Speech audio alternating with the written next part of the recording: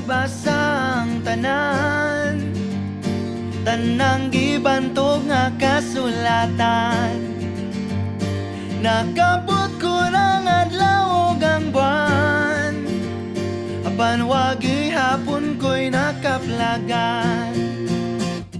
Nangahas na ko ngadto sa lawon, dito sulod ng dagko nga balon.